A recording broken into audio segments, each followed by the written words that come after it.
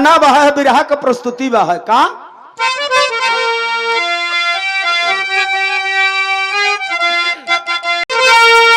तो नारी रहली एक हसीना और देखवैयन का करकत सीना, जीना कितनन का कइले दुश्वार।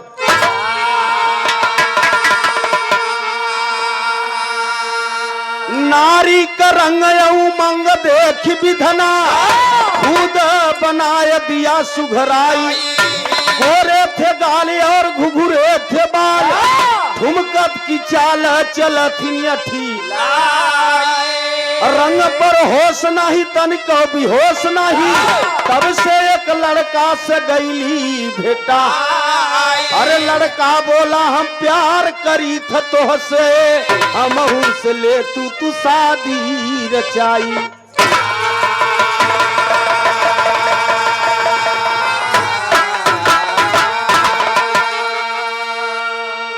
प्यार देखे है ना, एकठनी बरसतवा में देखे हो जौन किरण होती न लल्लू भैया, हमारे जन के यहाँ गुआली कहथिन है, प्रतापगढ़ के कहती लिल्ली घोड़ी कहथिन। हाँ ललकी, उ देखत हो एक पर चढ़ के एक खनी सारा दिन वही टहरत रहती। और उन्हन के अगर छटकावे लगा तो जल्दी छटकते नहीं मास्टर साहब। प्यार बना वहन खाथिन माटी और टट्टी भी करथिन माटी, और वहां के दबाई दे तो देख ले खून निकलत। के कर देना है, ये मालिक का देन है। माटी खाए वाला, माटी खाए वाला के दबाई दे तो खून निकलता, और गेहूं खाए वाले के जब दबाई दे तो पानी निकलता है, जो के घुनवा कहते। किसका देन है? दातार की देन है। परमात्मा जितना चीज बनाए सब साझे के बनाए। सूरज बनाए, चंद्रमा बनाए, धरती बनाए, आकाश बनाए, पवन अग्नि सब बराबर।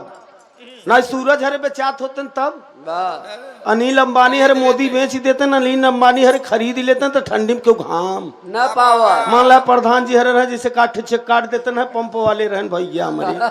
हाँ का 2 घंटा तू बचल यहाँ बचे कहाँ पाई भैया। अब दिन रात भर हम बिरहा गाय तो घाम ले ही पाई, लेकिन इन्होंने बेईमानी नहीं किया, सबके लिए बराबर बनाया। लेकिन आज के जमाना में इंसान यहाँ धरती पे आई बा है तो अपने के लालच बस दूसरे के स्वार्थ पर नहीं जाता। मेरे दोस्त रास्ता लोग रोकत हैं, भैया लहसुन लगाई यहाँ की कहाँ जाते हैं। पड़ोसी के सुख देख के पड़ोसी दुखी बा है। ये बिरहा कहा तो दास नहीं कहा तो बिरहा में तर्ज लगा मुन्ना गजल का टुकड़ा बा।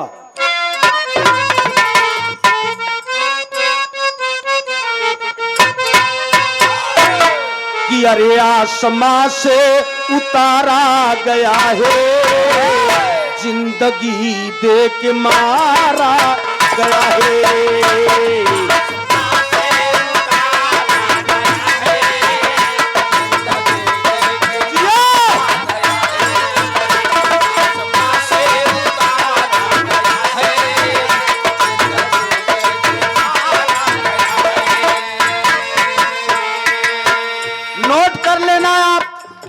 बिरहा कहता संसार में मालिक हमके आपके बनाए, बिटिया बेटवा के पढ़ा शिक्षा दे, शिक्षा के अनुपात शासन भी बहुत जरूरी बा। और जकरे घरे शासन नहीं बे साहेब को शासन में टहर रहा बा। हमार पड़ोस है सीतामढ़ी, लल्लू भैया 2 किलोमीटर है हमारे एकदम बडर है इलाहाबाद के। हडिया विधानसभा हमारा तू तो जानता ही है, हम पहचान के मोहताज नहीं है, अच्छी तरह आप जानते हैं। देखी तो कभों कभों तकलीफ होता है कि माई बाबू पढ़े भरे भेजे हन, लेकिन ये देखत है लौंडे लौंडिया लेके टहरत है ना। हाँ संस्कार बिगड़ा बा, और संस्कार बिगड़ जाए तो फिर बनने वाला नहीं है। रोज पत्रिका पेपर में आप सुनते हैं, बुरा खोजने मैं चला बुरा मिला न को, जब अपने दिल के खुजा तो हमसे बुरा न को। उजाला आंख में आंख लड़ी, लोग ने बदनाम किया, दुनिया के बक्कई दिया हम अपन। बिरहा में भावा है का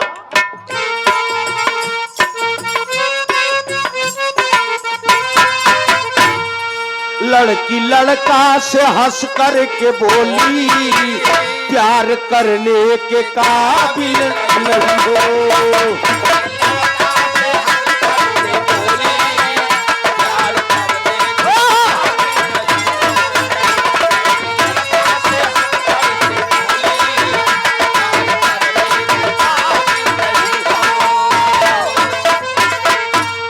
लड़की लड़का से हंस करके बोली प्यार करने के काबिल नहीं हो। अभी नाजुक है तेरी जवानी, अभी नाजुक है तेरी जवानी, तुम निभाने के काबिल नहीं हो।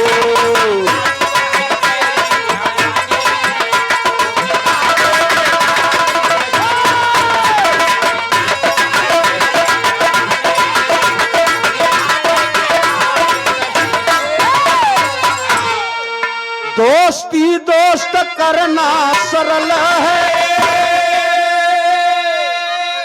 कहा और कहब में बहुत फर्क बा है जीतलाल भैया। यही बरे आप कहे कहता चाहे बाउल सुनता चाहे, कहा वाला एक बात सुनई वाला कहत हमो सुनत है। लोग आज भी कहते यार सुना सबके किया कर लेकिन अपने मन के किया कर, सोचे चाहे इंसान के का। दोस्ती दोस्त करना सरल है, लेकिन दोस्ती तुम निभा ना सकोगे। कली कच्ची है अब ही खिले ना, कली कच्ची है अब ही खिले ना, हार बनने के काबिल नहीं हो।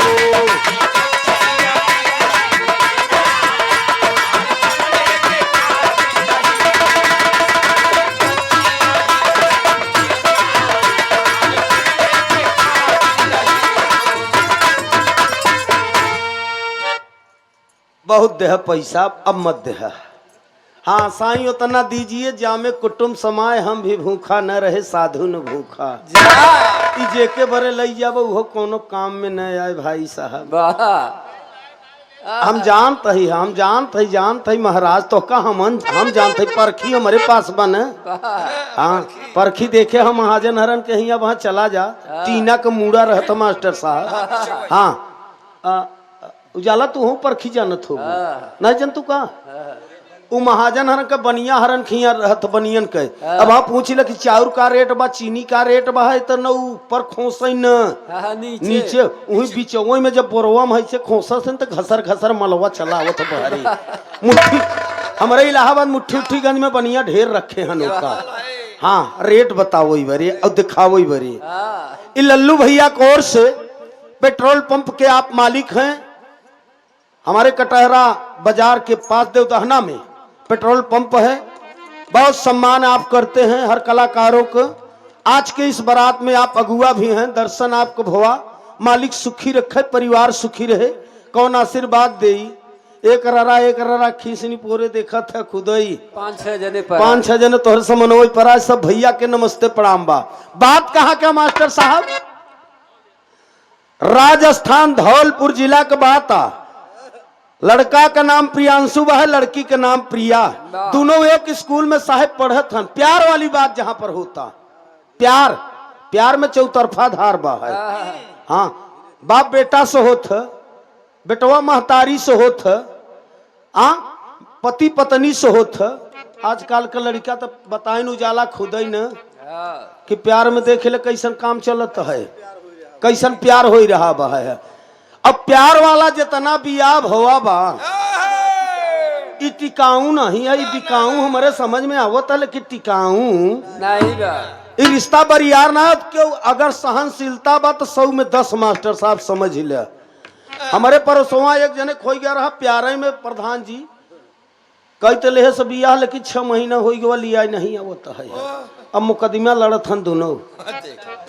हाँ लल्लू भैया की बात और बताई दी है ही नहीं करा बा का है बाय बाय। हम जान तो नहीं रहे हैं 2005 का बात है। पड़ोसे में एक धन तुलसी के लड़की रही। अब पड़ोसों में एक प्रजापति बेचारे के लड़का के बियाह गयो, बम्बई को लड़की रही है, बियाह हो गया। आए अपन मास्टर साहब ससुरे आए लल्लू भैया 15-20 दिना रही। जब जाए लाग तो ऐसे ऐसे सबसे करे लाग, समूह पचे खड़ा हो के देखा था कैसे ऐसे का करता था आप कि नहीं। एक जने बिरादरी में कहा भैया ई का कहता, कहाँ कहता है अब जात है आऊ बोब और सही नहीं आई यार।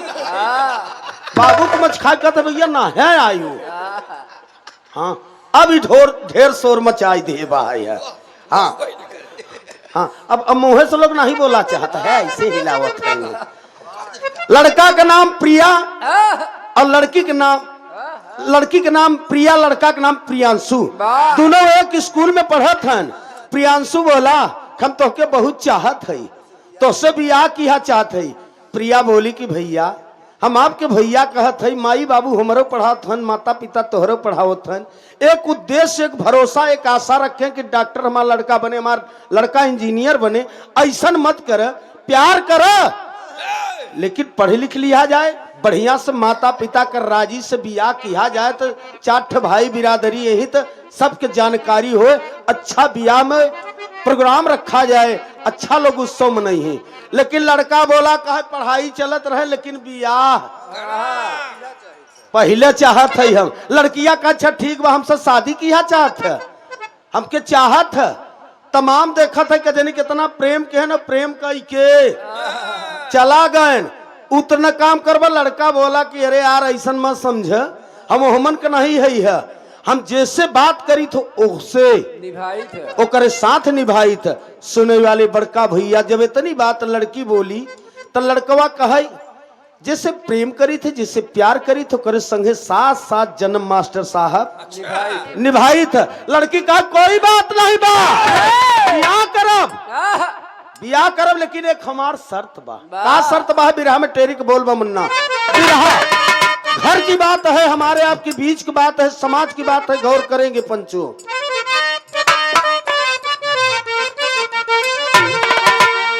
अरे बताना ना भैया भैया भैया, लड़की बोली शादी तो कैले लेकिन हमारे एक शर्त बा लल्लू बाबू का। कहा अरे बताना ना किसी से बतिया, रामा रामा रामा रामा अरे मोरे रामा, बताना ना किसी से बतिया।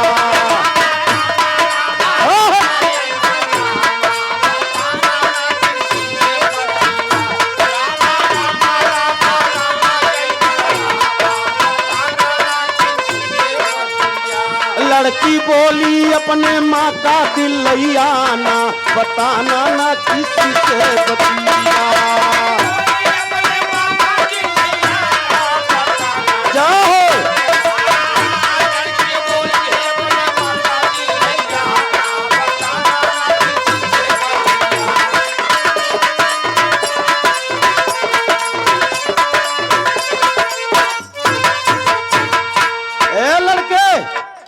बियाह कैले मंजूर बा लेकिन हमारे एक शर्त बा। लड़का बोला का?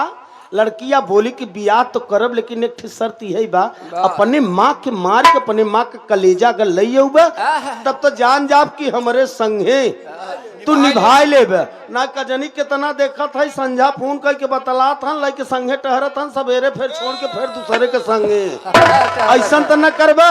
लड़का बोला कि ऐसा बात समझा हमके, इतना हल्कार बात नहीं बा, बात जैसे करी तो करे संगे निभाई थे का।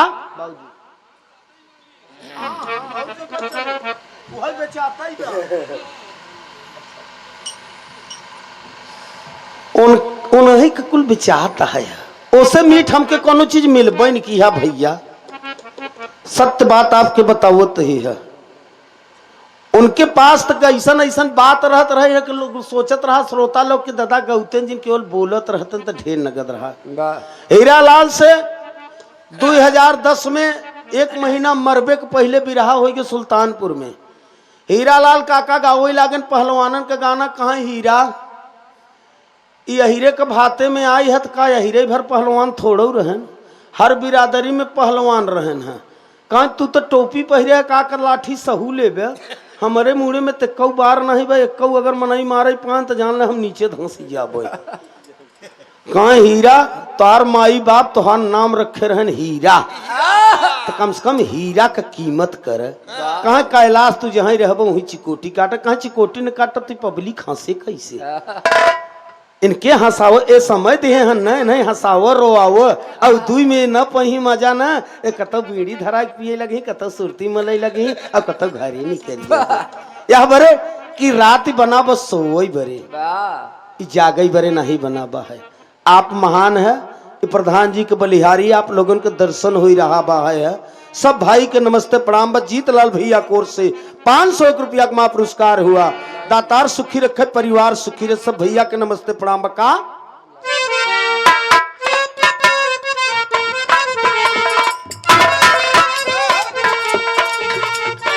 इतनी बात सुना जब लड़की का लड़का मन में करई विचार, प्यार करी त माँ के मारी, नहीं त प्यार हव झूठ बेका। लड़की बोली दे रहो तबा तू जल्दी होई जा होशियार, वही हाथ भरे का छुरा लईके तब लड़का होई का तैयार।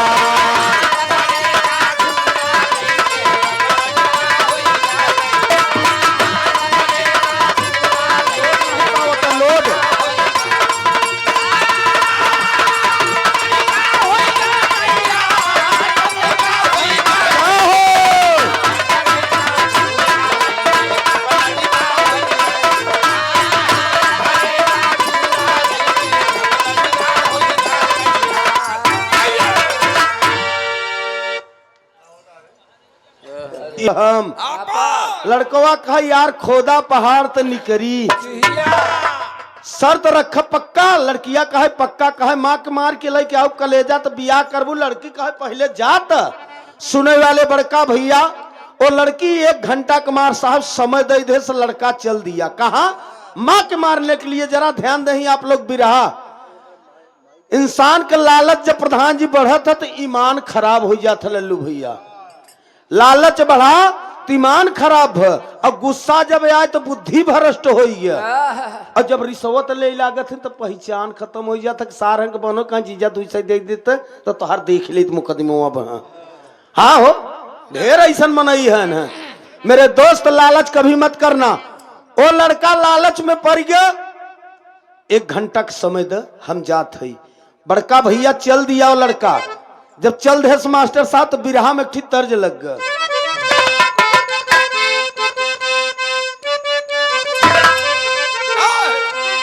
कि अरे माँ मुझे छोड़ के जाती हो अकेला, मैं तेरा गदेला क्या लाल तुझे प्यारा नहीं।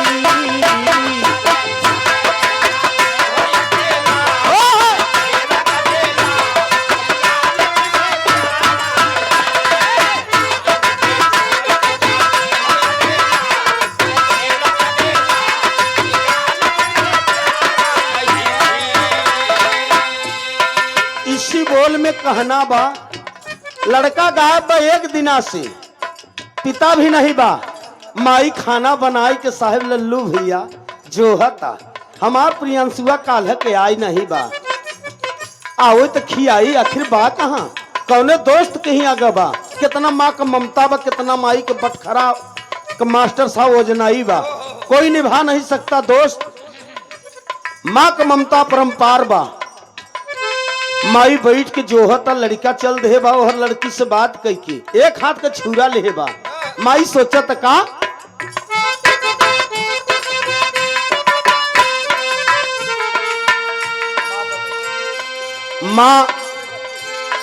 माँ ने अपने बच्चे के रोक पुकारे, माँ ने अपने बच्चे के रोक पुकारे, मेरे नयन के तारे कि लाल मेरा आया नहीं।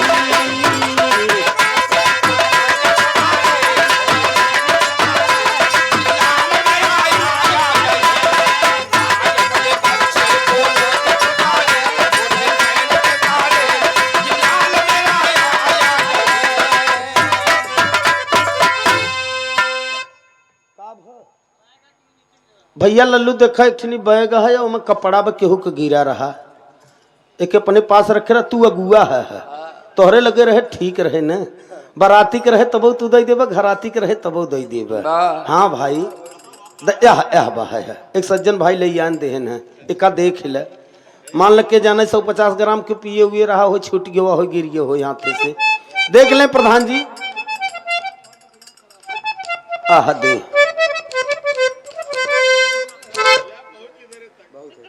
मौका कहाँ ढूंढो बंदे मैं तो तेरे पास हूँ।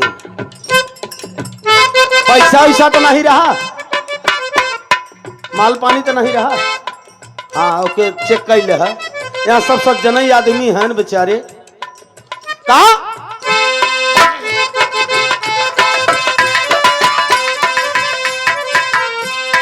माँ ने अपने बच्चे के रोक पुकारे मेरे नयन के तारे कि लाल मेरा आया नहीं।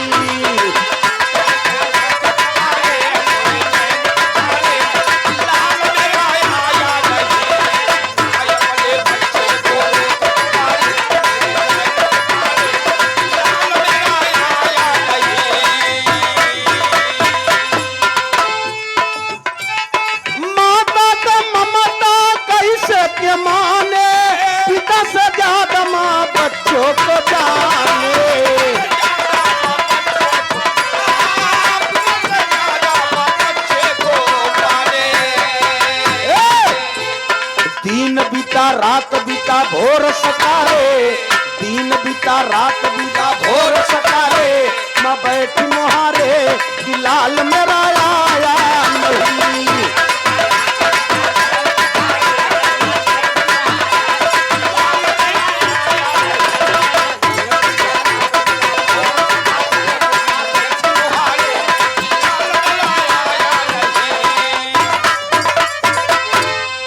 महतरिया बैठ के इंतजार करता कि कालक हमार प्रियांशु गाय बबई तक के आई नहीं गई स्कूल तो कहाँ गवा। मुहारी कैसे मार साहब खड़ी हुई के देखा तब तक लड़का चला आवता एक हाथे के छुरा ले लड़का मार साहब हिलावत चला आवत। महतरिया देखे तो बड़ी खुशी भई काहे कि हमार बेटवा प्रियांशु कौन खिलौना ले हाथे में ये बहुत चमकत बहुत सुंदर यही खिलौना के मारा आई नहीं का ई माइक भाव बा है। महतरिया खुशी बा एक लाइन और कहता है वो मोहरिया का खड़ी हो का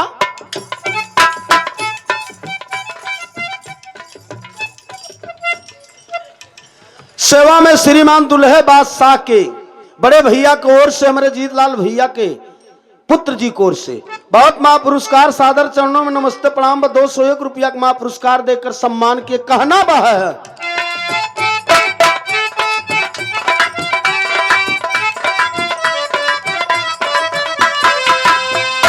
खाना बना के जो हाथ बीत गए माई कहता बेटौना जब आए पास तब खाना बना के जो हाथ बीत गए रतिया आए ना बबुआ पड़ी कौन पतिया।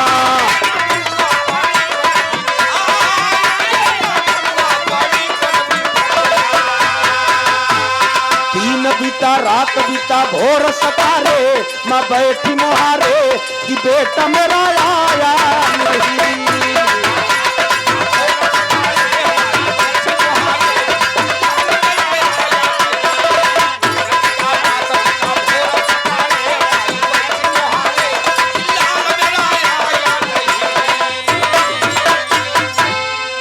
माई बेटवा के कितना प्यार बा। महतारी हर खाना बनाए के साहेब बैठी बा खात नहीं बा शाम की नहीं खास सुबह नहीं खास फिर दोपहर में लड़का के इंतजार करता। ये प्यार माई और बेटा का है और एक लड़का वही लड़का हर प्यार करे बा बियाहे के चक्कर में लेके छुरा चला होता है। माई पूछा था कि का बेटा प्रियांशु तो कहाँ रहे लाल पकड़ के माई चुम्मा तो छुरा पीछे साहेब ऐसे छुपाए वो लड़का बेटा खाना नहीं खाए है ना तो कालक गायब है तई नहीं खाए है तो हमहू नहीं खाए है। हाँ यही खिलौना के चक्कर में लड़का बोलत नहीं चल खाना निकारी जैसे मोहतारी साहेब निहुर के रसोईया मार साहब खाना निकालता वो लड़का करत का बा कभी लिखत हन भाव तब से पहुंच गवा हत्यार, तब से पहुंच गवा हत्यार, हाथ भर छुरा ले वह माँ पर घात लगास, माँ को न पहचाना, बताना ना किसी से बतिया।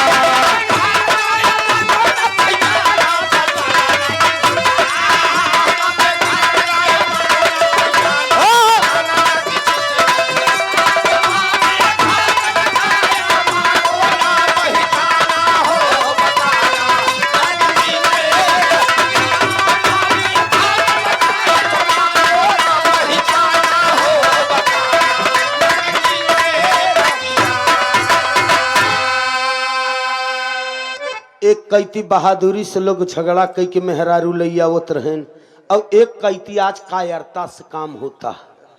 कायरता काम नहीं है, लेके भागत हन रात रात देखत है स्कूल से लेके गायब हो जाता, क्यों मास्टर साहब घरे से लेके चला जाता। ये माता और पिता के समाज के सबसे बड़ा हानि कर रहे हैं आज के समय में।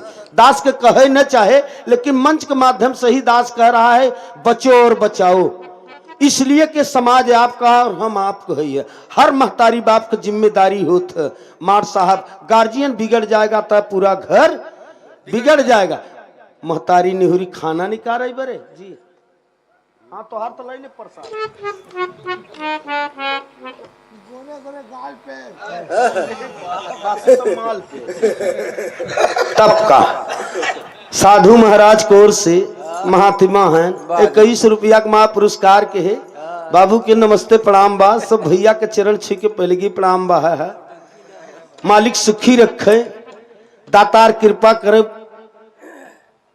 हर मोड़ पे आपको तरक्की हो। सब भैया के नमस्ते प्रणाम बा है। गाना एकदम छोटा सा प्रसंग बा है। बाबू साहब कहना बा है मार साहब, माई निहुरी खाना निकाले बरे, पीछे से पापी मार साहब छुरा मार दे। जब मार दे तो माई गिर गई जमीन पर, माई गिर गई जमीन पर। कभी बड़ा सुंदर भाव लिखत हन, बिरहा में तर्ज बदल गया का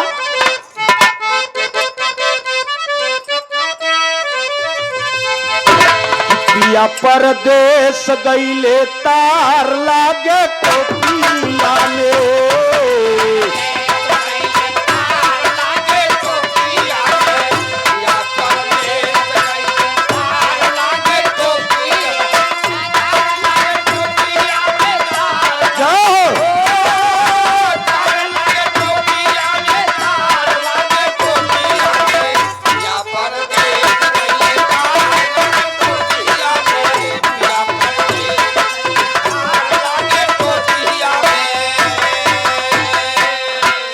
भाव में कहना बा।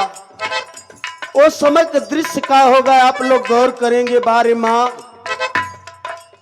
जितना महतारी औलाद के सेवा कई देत उतना बाप बलि नहीं कई पावत। कभी बहुत सुंदर भाव लिखत है का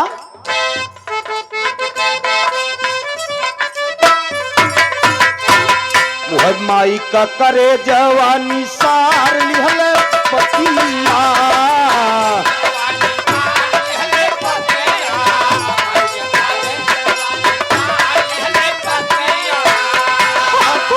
छुरावा के मार दिहल पपिया हो, मार दिहल पपिया। माई का करे जवानी सार पपिया,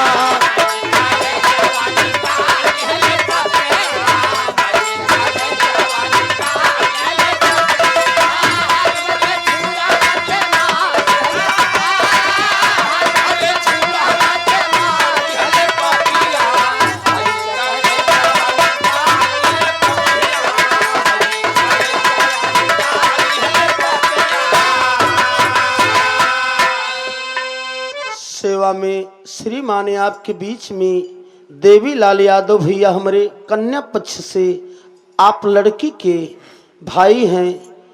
आपको ओर से 501 रुपया का माया पुरस्कार देकर आप सम्मान किए। मालिक सुखी रखे, परिवार सुखी रहे। ये बंधन जो बनने जा रहा है दातार कृपा करें, अमर जोड़ी रहे, परिवार में सलामत रहे।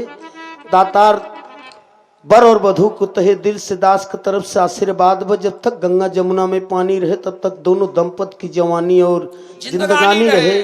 और बिटिया अपने ससुराल जाए, अपने पति के, अपने सास का, ससुर का पूरे परिवार के सेवा करे, यही संसार के सबसे बड़ा रीत है। मालिक सुखी रखे। सब भैया के नमस्ते प्रणाम बा। देवी भैया के पांव छू के पहले की प्रणाम बा। कहना बा है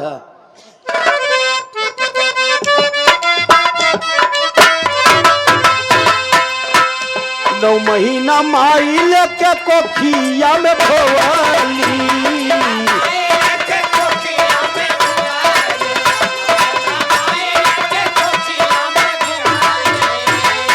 ललना के खातिर कितना दुखवा उठवली।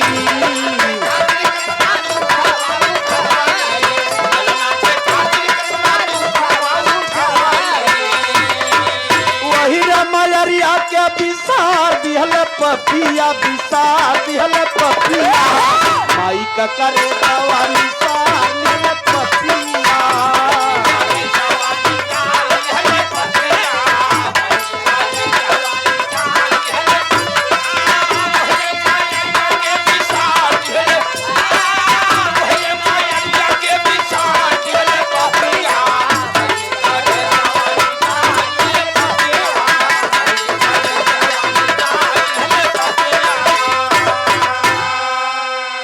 सुनने वाले मित्र बाबूजी, आप लोग एक नोट कैल है बात, सच्चाई बात दास साहब के बीच में रखता। अगर हम और आप बीमार हो जब जीतलाल भैया मेहरारू 2 महीना 5 महीना 8 महीना सेवा करी, साल 2 साल करी, अड़ोस पड़ोस को लोग पूछे भी लागत है, लल्लू भैया का हो मलकिन, का हो सुखदेवी बड़कू, का हाल चाल, चुप रह तू अम्मा न हर खोथन न ओहर के। और लड़का चाहे जय साल बीमार रहे, महतारी कभो नहीं कहत के हमार पिंटुआ नहर के होता न ओहर के काही बरे कि जौन 9 महीना पेटे में ले रहा था बियाबे के दर्द होता। महतारी कितना बड़ा ममता होता, महतारी भोजन करत रहा था, लड़का देख ले पिसाब टट्टी कह देता, लेकिन महतारी जांग ही नहीं काटत, सरखाई लेते। बाप रहे हटा हटा मूड खराब हो गया। कितना ममता होते हैं महतारी के। ओ माँ का कलेजा जब निकारे पूरी शरीर हिलता, पर भी प्यार के चक्कर में कुछ समझ नहीं पाता। बड़का भैया एक लाइन और कवि बड़ा सुंदर भाव देता। का भैया दुल्हा के बड़े भाई केडी यादव की तरफ से आपके साजबाज वालों के लिए इनाम पुरस्कार। सेवा में श्रीमान ने आपके बीच में आज के बाद साज के राम का उपाधि दिया जा रहा है। हमारे जीतलाल भैया के पुत्र, उनके बड़े पुत्र दुल्हे बादशाह के बड़े भाई पूरे पार्टी को 50-50 रुपया का माया पुरस्कार इनाम दे रहे हैं। मालिक सुखी रखे, परिवार सुखी रहे। सब भाई के नमस्ते प्रणाम बा है। दातार कृपा करे, बंधन अमर रहे और हर तरक्की पे आपका शुभकामना हो, यही दास अरदास कर तो सकल समाज से नमस्ते प्रणाम कर रहा है। कहना बा मार साहब का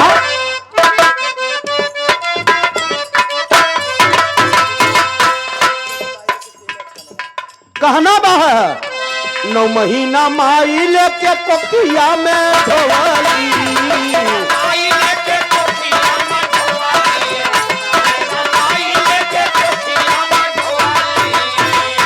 ललना के खातिर कितना दुखवा उठवाली।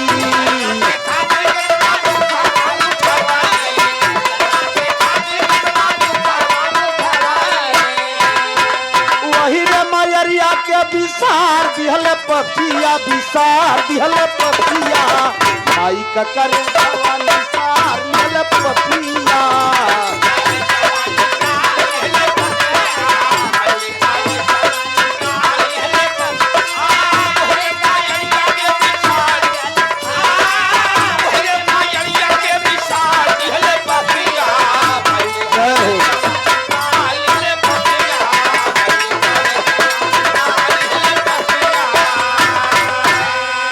आज भी हमारे आपके बीच के बात या आप लोग लिखे हैं, आप लोग भी कहते कि माई टोय पेट में है रे के माई के कर्जा चुकाई सकत है दोस्त संसार में क्यों ना। एक धरती माया जौन की हम पचे आए, हम लोग आए पैदा करत है, ही धरती माई से खात है। एक माई है कि जौन हमें आपके पैदा के पालन पोषण कर के हमें आपके ज्ञान देश, दूसरा गुरु हमारा आपको माई है। माई न होते तो हम आप कहाँ से आए बाबू। हम आप माया के कोख से पैदा भय कलेजा तो निकाल लेस। माई पेटे के वाले लेटी में माँ का जान निकल गया। कलेजा निकाल के माई के आंचर धोती के आंचर फारेस। प्रियांशु लड़का वही अचरे में माँ का कलेजा रख के गठियावता कि लेके चले के बाद आधा घंटा समय बीत गया, आधा घंटा और बच्चा बा है। वो लड़की के कलेजा दे और बियाह कर वह लड़की से। सुने वाले बड़का भैया मार साहब जब कलेजा गठिया माई के आंचर फाड़ के जब लेके जाए लाग तब कभी काली खतन कहना बा है।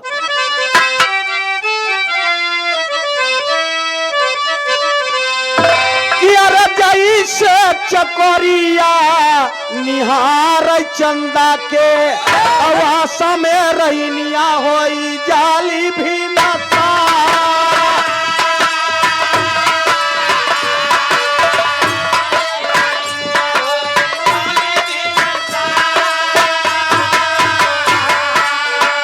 जैसे सरवा खुशी भपाई के जंगलवा के मोरवा खुशी भपा के सवानी बया।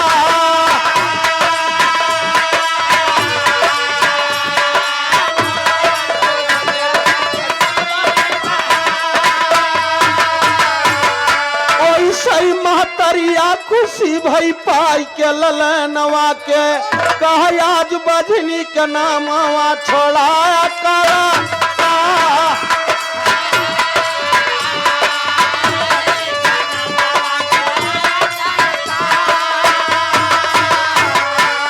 खुशी भाई लड़का के पाई के एक दाई खुशी भाई के कहाँ रहे हैं, लेकिन वो लड़का का कारतूत देखिए आप। कलेजा गठियाई के लेके चल दे जब लड़की के पास तब कभी काली कथन वो लड़के कर जवा के भागई निरतैया।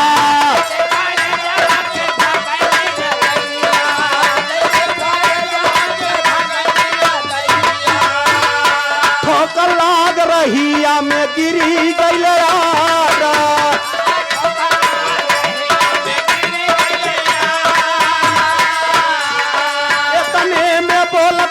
माई का करे जावा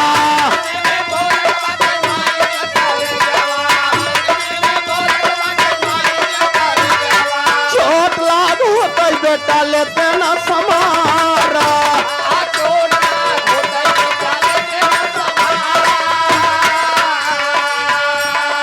माँ का आंचर फारेस अब माँ का कलेजा गठियाई के लेके चल दे बा। कांपता हिलता गलती तो बहुत भारी करे है, लेकिन बियाह करब बात के है। बचन हारा है, अब बचन माने है तो पूरा करब। कलेजा लेके पहुंचा कुछ दूर जाता सड़क परा मास्टर साहब जल्दबाजी में छटक के गिर गया। कलेजा माँ का कुछ दूरी पर पनिया लड़का कुछ दूरी पर कलेजा से आवाज आवत माँ का कलेजा से बेटा ए प्रियांशु तोरे चोट लग का बेटा। चोट लाग हो बेटा तो दवाई ववाई ले ले है। अब काहे जल्दी आन है आराम से लेके जा। तो जौन तो के करे के रहा कही दे के कहा तो माई के करेजा बोलता इतने में बोलत माई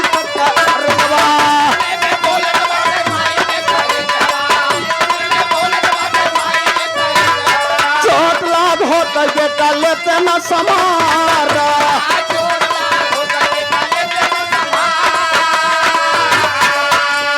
लइके करेजा पहुंचा नारी के भवनावा।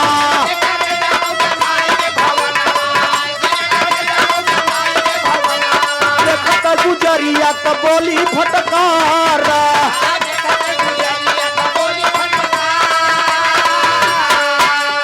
ऐसा नीर मोहिया के हम नहीं मोहिया।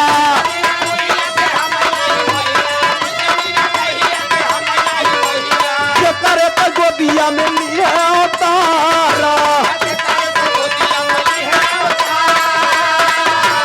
ये रहे तू भवाउरी नहीं भइले।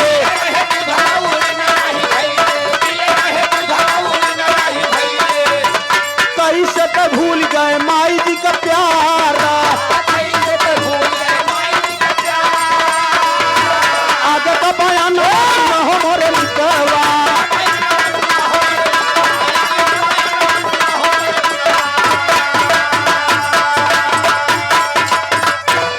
लइके करेजा दौड़त पहुंचत हाफत हाफत भागत पहुंचा कहा लड़की के पास पहुंचा। कहा ला लड़किया, कहा कहा वह कलेजा है माई के। लड़किया कहे चला जना बीसन चप्पल मार तो मुंह तुहार पछवारे हो जाए हराम खोर। भाग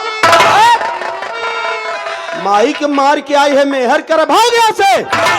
अरे हम तो तोरा अंदाजा लेते रहे कि जो ने हमारे तक पीछा छोड़ दे।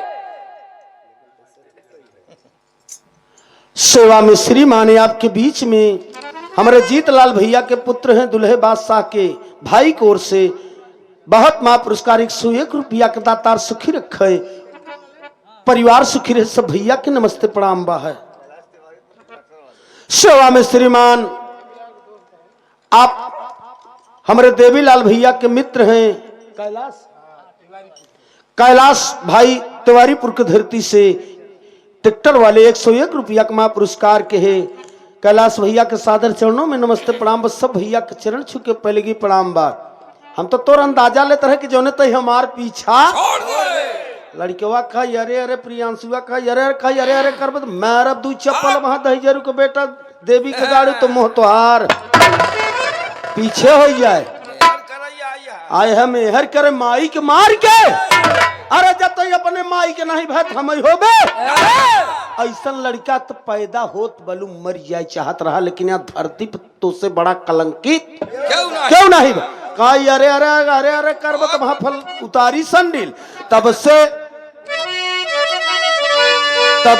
पुलिस दरोगा हाथ में हथकड़ी, पुलिस लाई गन तुरंत जेल खाना, बताना ना किसी से बतिया।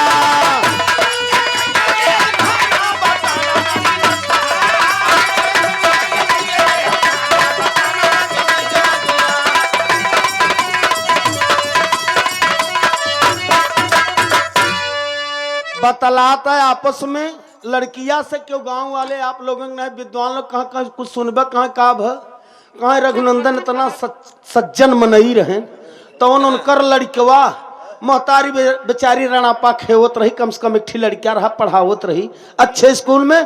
तो अपने महतरिया के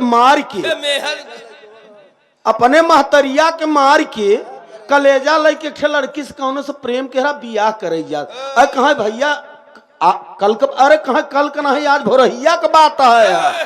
कहा गजब हो गया लोग कहा संसार में केकर विश्वास करे जी आपन भाई उहो यहाँ समय घात लगाए बा उहो आदमी आपके पीछे पड़ा बा है।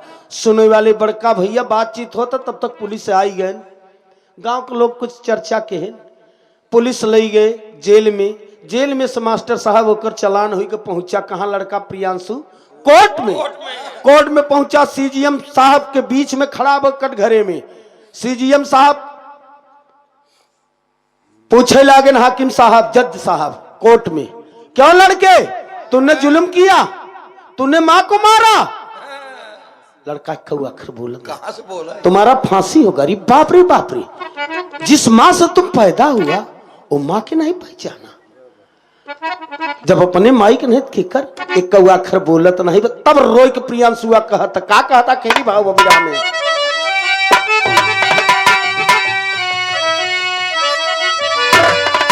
कहा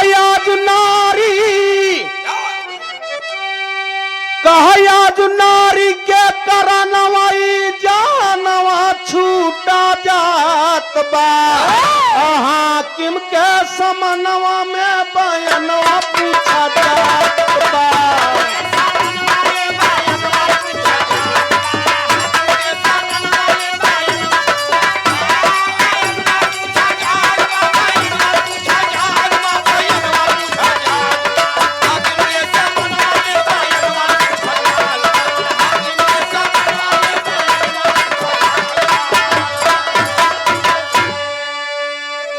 हाकिम साहब मेज पर माँ का कलेजा रखा बा, कटघरे में लड़का खड़ा बा। हाकिम साहब कहते हैं कि तूने इतना बड़ा जुल्म किया, माँ को मारा, तेरा फांसी होगा। रोई के एक लाइन लड़कवा कहत प्रियांशुआ का मायू चली गई मेहरुओ धोखा दे से। संसार में लोग सियान कभो कहबो करथिन कि बिना बिचारे जो करे सो पीछे काम बिगाड़े आपनो जग में होत हसाए। जाई तो कहाँ जाई। एक लाइन कभी और बहुत सुंदर भाव लिखा मार साहब का,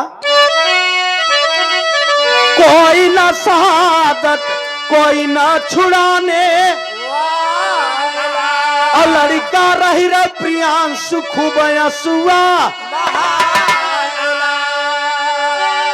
मेज पर से आवाज आवता, मेज पर से जोन माइक कलेजा रखा बा मारे के बाद, ए साहब हमारा लड़का निर्दोष बा, हमारे लड़का के फांसी न दिया जाए। जरा आप लोग गौर करें कितना कठिन कितना कठोर माई के ममता और कलेजा और प्यार होता। माई जितना हम आपके सेवा कर दे हम और तू ओकर आधा कर दे तब उत्तीर्ण हो जाबे। लेकिन आजकल देखे के मिलत है जहाँ आई गई बड़की माई हरे। हाँ का बेटा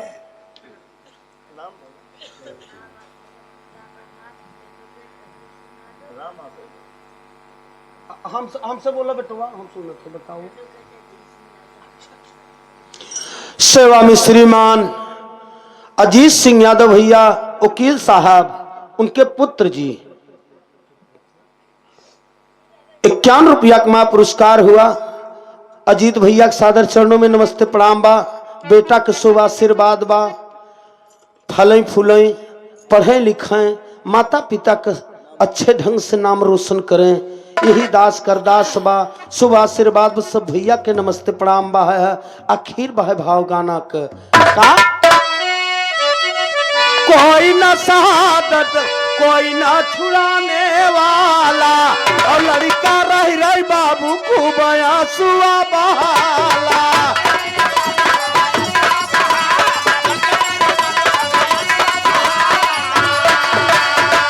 आवाज का आई हाकिम साहब जज साहब के सामने जो मेजे पे माइक कलेजा रखा रहा, माँ का आवाज आवत का कहा यार अपने आप के छुरा मारा। ए साहेब हमारे बेटा हमारे प्रियांशु को छोड़ दो, हमारा बेटा निर्दोष बा, हमारा लड़का हमके नहीं मारे बा, अपने आप के हम स्वयं मारा। कहा यार अपने आप के छुरा मारा, आज जानवा छूटा जात बा, हाकिम के समनवा में बयानवा पूछा जात बा।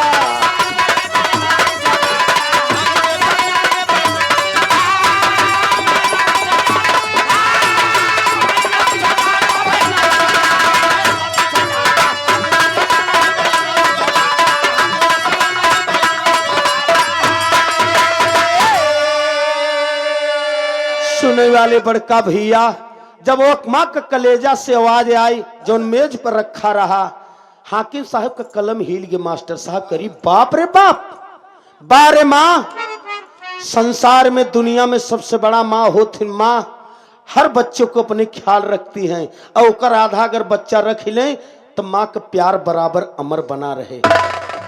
छूट गा मास्टर साहब, लेकिन वह पुरनिया कह कुतिया है कि धोबी कुत्ता न घर के न घाट के, जहर जाता है हर कहा हत्यारा जाता है, हत्यारवा वह जाता है अपने माई वह हमारे समाज से मेरे दोस्त कटी गवा, परिवार से घिड़ा भवा, और अपने आप के स्वयं लज्जित हो के ठहरता। यही बरे कहा जाता है कि संसार में ऐसा कर्म करो और माता पिता का ऐसा सेवा करो, प्यार ऐसा करो कि जो समाज में चली जाए। प्यार कहो मास्टर साहब छुपता नहीं है, और जो छुपाई ले है प्रधान जी वो जान लग के जहर बुवता।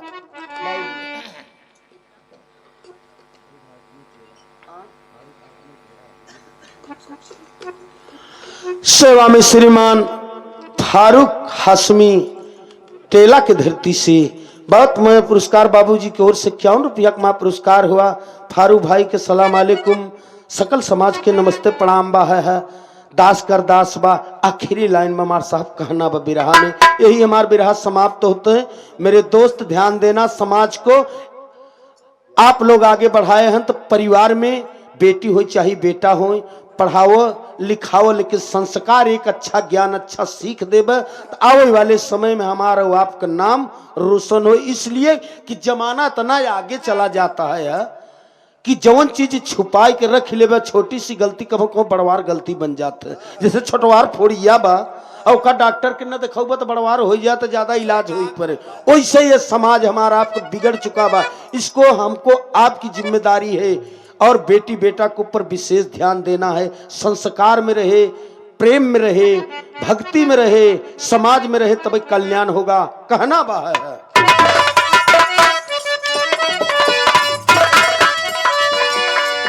कोई नहीं बच्चा अकेला रह गया, जहां जाते वहां लोग हत्यारा हत्यारा कहत हैं। तो लिखत राम सुमेर तूफानी, गान में नाही गई राम रामाय रे हो मोरे राम, गाँव प्रेम चंद सतगुरु का घराना हो बताना न किसी से बतिया।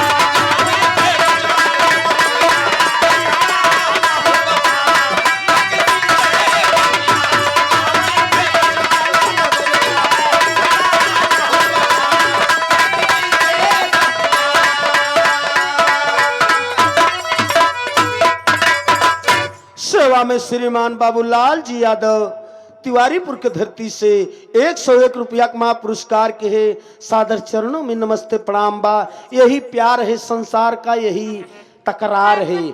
प्यार करना तो मेरे दोस्त अनजान में मत करना, कभी जान के करोगे तो आप सफल रहोगे।